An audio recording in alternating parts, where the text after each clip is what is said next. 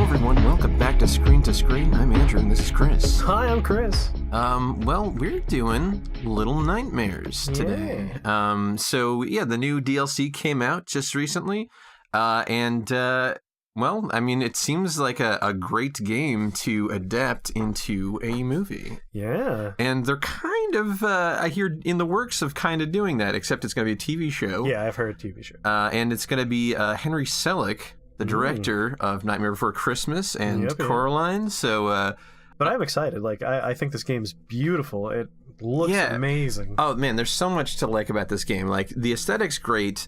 I love you get like just hints of story. Yes. And that's what makes it so like, you just want to find out everything. Environmental storytelling. Like, yeah. There is not a narrative that you're being fed. You're literally just placed in a world. You're told nothing. And you figure out what's going on just by like, all right, look, this is here and that person's here and that must mean this, and you put it together. It's like a visual and experiential puzzle. This is, I feel like, a very thematic story. So yeah. I think maybe trying to nail down these themes to sort of inspire a story might be more of a way to go this time. That's probably a good idea. Yeah. Okay, hunger. I think that's a theme right there. Oh, hunger is definitely a theme. Like especially in the main game. The main game, it's all about hunger. It's about, Six, the girl as the protagonist. Like, she's always like, starving at these points. She starts breaking down and has to eat. There's of course the passengers on the ship. Oh yes. They're and like on all like you have like the twin chefs and like. There's the sucking the essence from all the passengers at the end. I mean, it's all about feeding and hunger, and then you got leeches here. Yep. It's all about the hunger. It's about the feeding. You have light versus dark. The eyes that cast the light in the room and kind the of visual motif of eyeballs is very strong in this game. A lot of eyeballs. And then you have the lady and she has these mirrors and she's smashing the mirrors and then there's also you can't be seen. It's all about seeing and not seeing and and then when the lady is looking into the mirror in the DLC. She appears kind of like old, sort of like the granny from like that basement sewer. The area. underwater granny. Yeah, she kind of looks like that. But if you look closely, that reflection is not accurate. Yeah. And in the comic, they kind of have these little. There's a part about like the mirrors, and the mirrors don't reflect reality. It really reinforces the other theme that I think we didn't mention, which is probably like through the eyes of children. Like, oh yeah, like everything that's scary here is they're scary because they're huge and they have these big hands and they loom over you, and you're just a tiny little kid. And like that's definitely part of this game. Is definitely like what is it to be a helpless child in a scary place? I don't know if Six is the daughter of the lady. She seems like she's the successor, at least, of certainly when you get to the end of the game. Yeah, that's true. So whether or not she's like the true daughter, she's at least like the metaphorical daughter. She's the next one in this lineage, and it seems like it sort of feels like the lady is the mastermind of this whole thing. But with that DLC, I sort of feel like she's a victim of this weird power. Yeah, I get the impression that the lady is less like I made this place and more like it is my fate that I now run this place. Like, it's possible that like our character's named Six maybe just because she's the sixth successor of the Maw. Right. Like, there always has to be someone running the show. When Six is given the sausage by the gnome. Yeah. My impression, and then she eats the gnome, who is unfortunately the runaway. Right, but like in the first watch through, I'm thinking like, okay, so maybe Six realizes that the sausage is people, and won't eat that. She's gonna eat this poor little gnome instead. But the gnomes are people. But the gnomes are people, and now we know that with the DLC. So it's sort of like. What is like, is Six like predestined? Like, is she, it's not like she doesn't just inherit the power at the end. It almost seems like she's like made to be the inheritor. Like she's already got a taste for it. She's already halfway there. Every time she feeds in the game, there's a mysterious, shadowy figure who looks just like Six watching you feed, basically. Yeah. Like, I don't know, are they going for a bit of, like, this is that darkness inside of her, and it's just, like, approvingly like, yeah, do it. You feel satisfaction, like this, like, grim satisfaction at the end. Well, yeah, you definitely feel that with Six's story, when you get the power and you just wreck everything around you. Yeah, you feel empowered at the end. Yes. You know these everything, all of the nightmares that were your doom before. They were terrorizing us. Yeah. They bow to your power now, and you're left with this sort of satisfaction where, like, it's like, I'm in control now. But you really think about, like, she's just inherited this curse. Yeah, when you think about the implications of the ending, you're like, all right, so it felt good at the moment, but really, this is pretty sad. Yeah, so it's this, like, sad cycle that she's probably just going to become another lady. She's going to end up like that. Kind of, it's a horror movie, I think. I mean, I think so. But it's for kids, sort of. It's a kid horror movie, not necessarily, or like It. Yeah, like, it's not a horror movie that stars children. The new It. To be clear. The idea is, like, adolescence is scary. Growing up is scary. And you compound that with actual, like, terror from the beyond or the supernatural. I think what I liked about It that maybe we can kind of put into this movie is that the fact that it felt like, minus the rated R parts, it felt like a movie for kids. Yeah. Like, it felt like, I like that there's so much, like, there's like an innocence to it where it, I don't think this would be rated R. It'd be like PG-13 maybe. Like, if it's animated, I feel like there's also a little bit of a leeway there. Yeah, like if you see, like, a kid get, like, eaten or something, you could probably still keep that PG-13 if it's animated. Possibly could even be PG depending on how it goes. I mean, it's certainly creepy. I think PG-13 actually. Yeah. Because it would have the disturbing elements. This should be disturbing, yes. Yeah. We should have a clear goal. Because the game, like, it's not quite clear. It's sort of like, I guess, escape is sort of... When you're playing the game, at no point is there, like, escape the maw or anything like that. Like, you just go because a video game starts you on the left and you want to go right. It has, what I would say, is a fairly strong story, but without ever having a narrative. We could start this movie pretty much the same way the game starts. Yeah, just waking up with the kid. Yeah, we don't see Six get kidnapped or anything. Maybe she doesn't remember how she got there, but maybe the act break, the Act 2 thing, is like the hunger she gets, or when she realizes that she could be food. Like Act 1 is establishing the world, establishing the character. It's really just, it's almost like a short film about how do I get out of here. Yeah. Like, I really like movies that do that, where Me too. Like one movie I always think of is The World's End. It's like, this guy who's kind of like stuck in his own past. He wants to do the pub crawl, and then bam, aliens. So here's our cage with meat. Yeah. Now where's this shady figure? They're gonna show up, I believe, on top of that pole up there. Okay. There they are. Oh, it looks like Six. It does. It does look like Six. There's every time you're eating, that figure is watching. Wow. That's so cool. So if Six becomes the lady, basically, that's her fate, the new lady. Yeah. I assume that means the lady has the hunger too, or had the hunger? Yeah, I think one way to play with this is you could kind of make that shadowy figure into a bit of a character. Like, okay, they could be the dark influence of that could be the destiny that Six is trying to fight. Oh, and the hunger is just so overwhelming that there is no fighting that kind of destiny. So do you think she is aware of what could become of her? I mean, it could be something that she's vaguely aware of, like she gets visions or something. Yeah. I mean, she does get visions. She does. That's the first thing you see in the whole game. She sees the lady.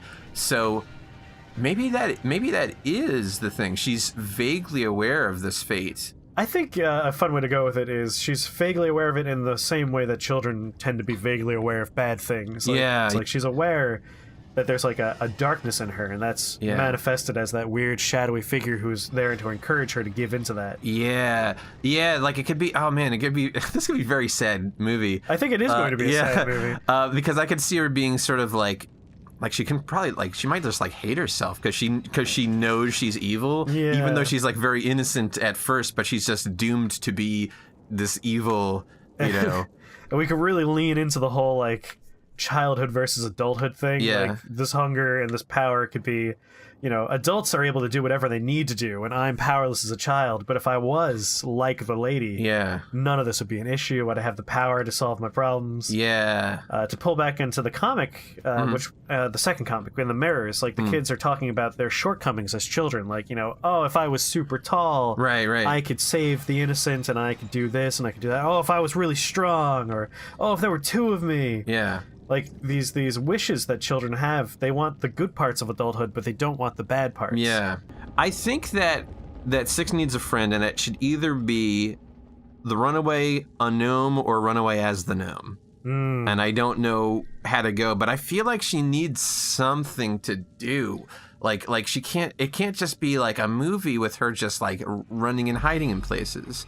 Like I think maybe someone who knows the place a little better than she does and is sort of helping her out, which I feel like a gnome would be the answer. I mean, the other option is like the comics, if they are considered canon, which I imagine they are. I suppose so. Like we could open with her leaving those characters that we meet, the 5 children. Like that could be where we establish like, I gotta get out of here. Like this is why I'm doing. This is what I'm doing. Like, So the lady needs these people.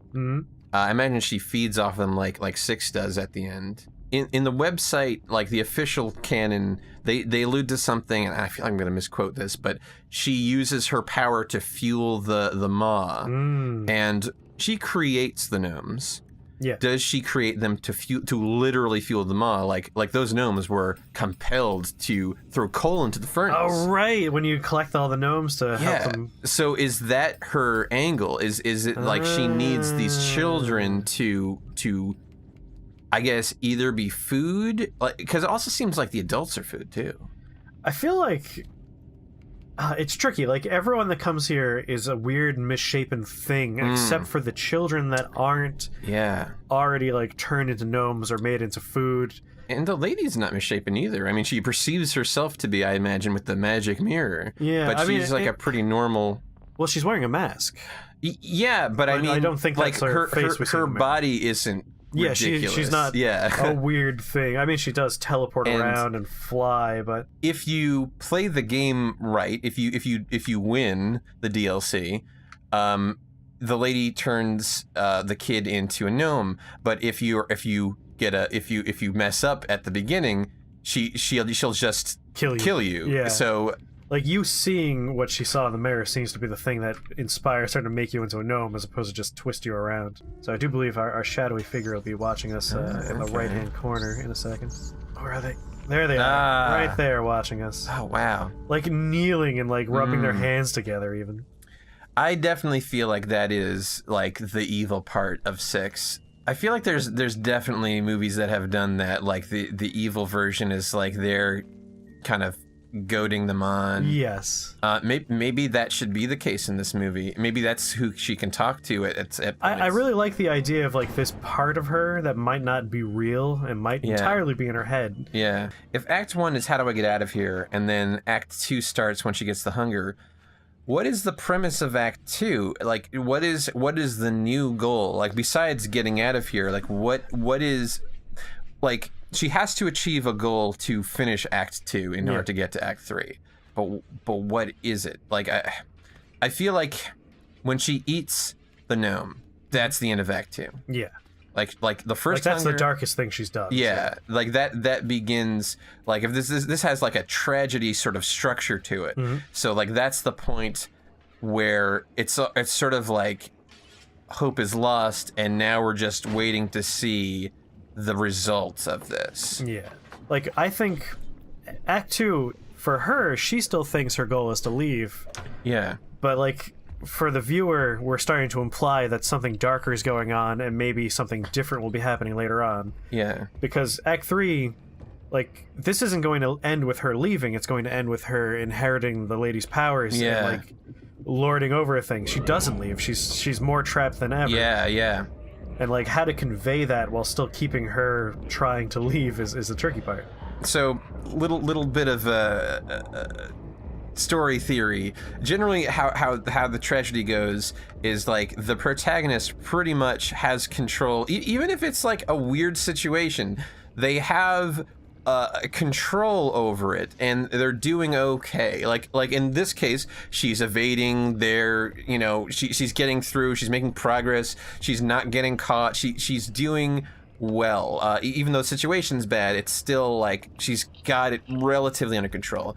And then the midpoint happens. The crisis happens, and then things really start to crumble around the protagonist, and they are and I think in this case the crisis is the hunger.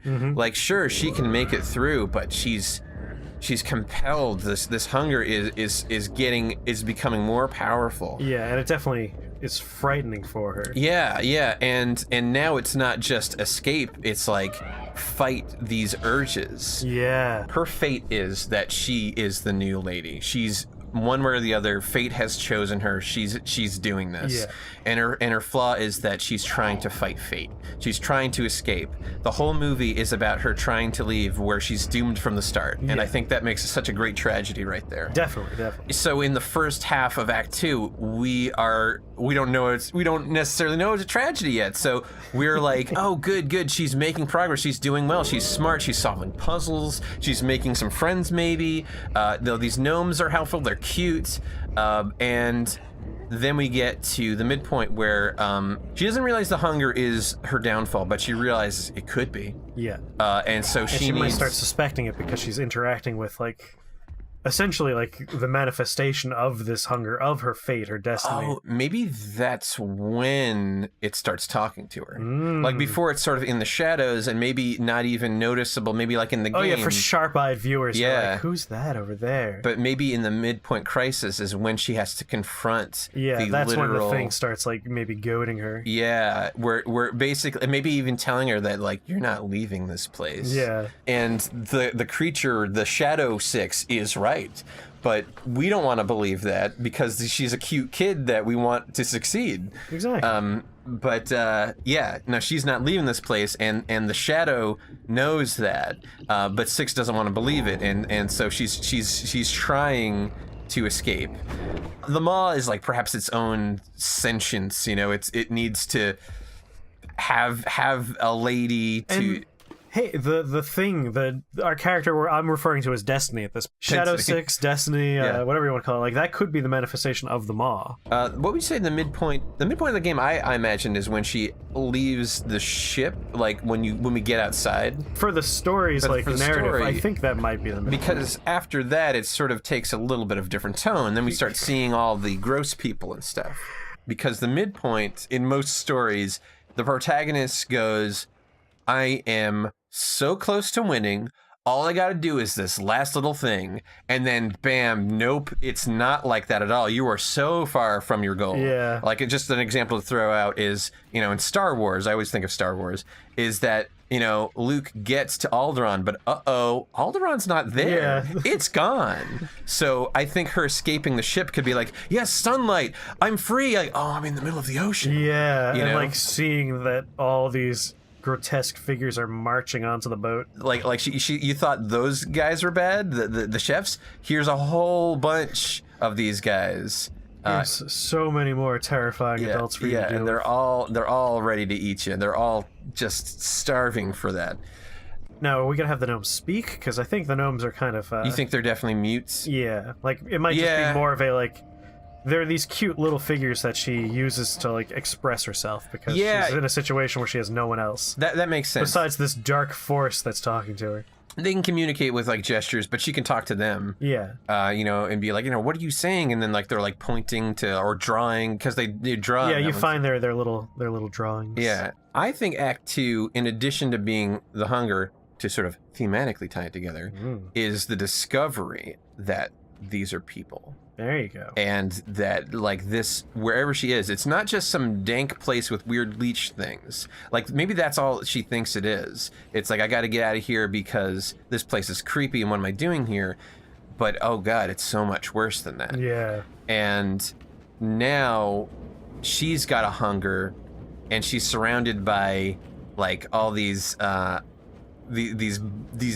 parts and you know, these butchers. I also think you should meet the gnomes after Act 2. I think that's... Yeah, you're gonna keep the gnomes until then. I think that's a good... Because... Well, we could have them, like, they're sort of in the background if we want to. If we're starting the movie off with plot, which is fine, it's a great way to start a movie, but when you start a movie off with plot, it's never the real plot. And I want to give Act 2 more of a personality. I want the audience to go, oh, here's the real story. Yeah. And I think maybe holding the gnomes off, at least maybe like the first one she actually meets, holding that off a little bit. The feast, I'd say, is the Death Star, like not like the final Death Star, but like saving Leia from the Death Star. It's like you're going into the belly of the beast here, and it's not the end of the movie, but it's sure like the ordeal before Act 3. It's the big thing the hero has to accomplish before they find out the truth, and the truth is her succumbing to the hunger urges. Yes. Yeah. So we know that Act 3 is going to be the confrontation with the lady, 6 overcoming the lady. Yeah. I think a nice creepy way to do that would be the lady kind of giving a smile or a happy laugh, like she wanted this. This is the only way out for the lady. Oh yeah, like like as she's being like eaten. Yeah. She's sort of like maybe even like a really creepy, like the lady might not even talk throughout this entire movie, and then the one thing she says might be "thank you." Yeah. I really do like but that is a little bit of a cliche to say. A little bit. So, but I like I like that trope. I just feel like "thank you" might be a little heavy. A little bit too heavy-handed. We should have a feeling of, oh man, that was brutal, but she won, good, and then the last twist is like, no. The shadow was right. She's not leaving because now she's the lady. Yep. Hello, old friend. Hey, you want some sausage? I got some sausage for you. Sausage, that'd be good. I would love some sausage. Oh no! So this act of malice seals Six's fate. And the shadow was right there. Yeah. I didn't move the camera, but it was on frame the whole time. Yeah. If the TV show could really go into the backstory of the lady, and that could be really interesting. Yeah, I'm very excited for this TV show because there's the lady. The comics are going on the other 5 kids, because I'm sure the reason why we're 6 is there's other 5 kids at this point. Those eyes, like I feel like that's like the maw, like the maw as an entity is the eyes everywhere. Especially you find various security cameras is what I refer to them as throughout the maw, but they're never rooms that people in the game world access. They're always secret rooms that you find. Yeah. Like, not places that the lady would be using because you have to crawl through like a tiny crack in the wall to get to them. Yeah. Like, clearly there's another entity that's using these cameras and watching, and the eyeballs are everywhere, including like in the geisha / the lady's room. Like, they're clearly watching her too. Yeah. Like, I love the idea that the geisha / the lady is this force that you are going up against, but she's just another victim too. The maw could just be one big metaphor for how we treat childhood versus adulthood. Like, right now we have a system where we take a child, they hit a certain age, and immediately it's like, all right, you need to spend 8 hours every day, 5 days a week in school learning how to be an adult. And then once you finally get out, like, your whole childhood is ground down in this educational system. It's like, oh great, you're done, get a job. Like, yeah. She's at the will of the adults the whole game, just trying to get by, trying to survive. You know, like a kid. You know, a kid doesn't really have control over their life, and then suddenly she becomes an adult and has the responsibility of running the maw. And she, oh my god, It's like it's becoming like one big metaphor in my head. Like you have these slovenly adults who are just consuming everything. Yeah. They're literally just consumers. They're shoppers. Yeah, right. Purchasers. You have the lady who is stuck like in the service industry, servicing these people, hating the whole thing. Yeah. But at the same time, she's grinding down children to take her place, and then when finally she gets to die. Yeah. Like the release is someone else has to suffer in her place. It's just this one big cycle of the loss of childhood and the grind that is adulthood. And like they're eating other people. Like how we treat human beings and their lives is, you know, if I'm getting the thing I want, the goods I want, like you're just a consumable to me. It's like everyone is a slave to the system. God. Like no one likes it, but everyone just goes along with it. Yep. The mirror is the media. Okay. The media is telling the kids, like, when you grew up, you're going to be big and strong. Look at you. Oh, that works so well. And it's telling the adults, oh, you're ugly. You're going to need something for that. Yeah, like, you need plastic surgery. You need this new supplement. Like, it could be that the creators had that in mind. Or it could be that because it's such a universal feeling that we all have, we're able to take our personal thoughts and find it in this. Like, you know, so whether or not that was their intention, it works because, like, you know, everyone feels this way to a certain degree. Oh, definitely. Like, the act of aging is this. Like, this is what you feel. But I think the overarching theme is, like, the system that we all live in deciding our lives, and we're all trapped inside of it because you can't stop it because everything is part of it. We use a mirror to defeat the lady at the end, and I think that's pretty great. A child who's trying to escape this terrible fate is like, this is what you are! Yeah. Like, you're just a misshapen monster who's using children as a resource.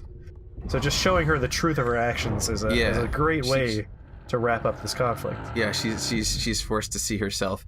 Forced to see herself in the light. Yeah. Like, she shrouds herself in darkness, smashes the mirrors. And they have this child who's using the light and using her own image against her and saying, like, hey, this is what happened to you. Oh, man. And then that dark twist where, like, the hunger is so great. Yeah. Like, she's been so forced into this role that she just has to eat the lady. Because that's the thing. Something makes her believe pretty early on in the story, I think. Or no, maybe that's just Act 3 where it's like, I can escape if I can defeat the lady. Yeah. Like, that's her last best hope. And no, that's not it at all. You have to defeat them all, and you can't. Her fatal flaw being she believes she can escape her fate. She tries one last time. She has to go to the source, what she believes is the source. Yeah. Turns out, nope. The lady is just a vessel for the real enemy, and now it's in 6. Like, the maw changes people and makes them cannibals and makes them hallucinate.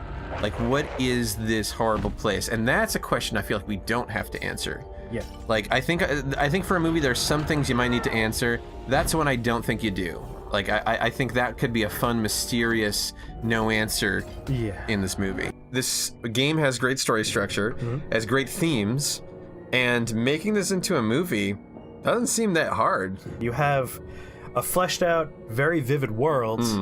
You have characters that are kind of just blank slates that you could project on. All of those little scenes could, like, there's like a whole scene you could do with the Impossible Man. It's a whole scene you could do with in the kitchen with the twins, the chefs. Yeah. Like, there's so many. I am very excited to see what they do as a show. Like, I'm totally excited. I'm not at all like, oh man, this is gonna suck. Like, I'm excited. I think I think Henry Selick is a good choice. Oh, definitely. Because I could see them making something like what we came up with. Oh, definitely. Well, this has been a lot of fun. I don't know if we necessarily did a lot of work in terms of making a movie, because I think it was just like a lot of detective work. Thanks for watching Screen to Screen. We hope you liked our interpretation. And if you've got ideas for episodes, let us know in the comments. Yeah, we love theorizing about movies. Let us know what you want to see. Thanks for watching. Bye-bye. I love touching rusty spoons. Oh, I love touching rusty spoons on the old fingers. I don't think I noticed him playing with that spoon. Yeah, I didn't notice that either. I wonder if that was deliberate. Like, yeah, there's a little Easter egg there. Yeah.